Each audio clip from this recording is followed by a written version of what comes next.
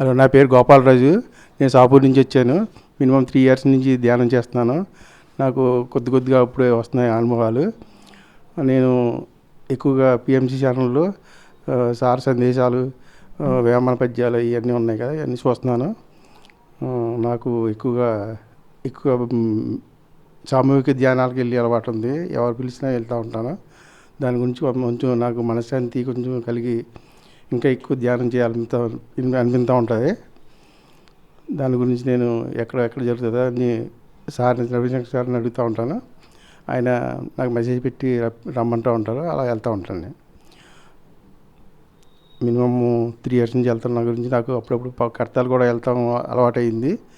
అక్కడి నుంచి నాకు కొద్దిగా మనశ్శాంతిగా ఉంది. ఇవాళ ఉదయ కాలనీలో రవిశంకర్ సార్ ఉన్నదని చెబితే శ్రీదేవి మేడం వాళ్ళు హౌస్కి వచ్చి సామూహిక ధ్యానంలో పాల్గొన్నాను.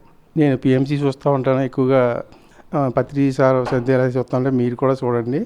దానివల్ల ఎంతో కొంత మనశ్శాంతి కలిగి అందరి సందేశాలు మనకు తెలుస్తూ ఉంటాయి. అక్కడ ప్రపంచంలో ఎక్కడ ఉన్నా పిఎంసి చూస్తున్నారు కాబట్టి మీరు కూడా చూసి ధ్యానంలో ఎంతో కొంత అనుభవాలు సంపాదించుకుంటారని, దాని ద్వారా ఎక్కువగా మనశ్శాంతి పొందుతారని అనుకుంటూ ఇది 5వ సంవత్సరం పూర్తయి 6వ సంవత్సరంలో అడుగు పెడుతున్న సందర్భంగా శుభాకాంక్షలు తెలుపుతున్నాను.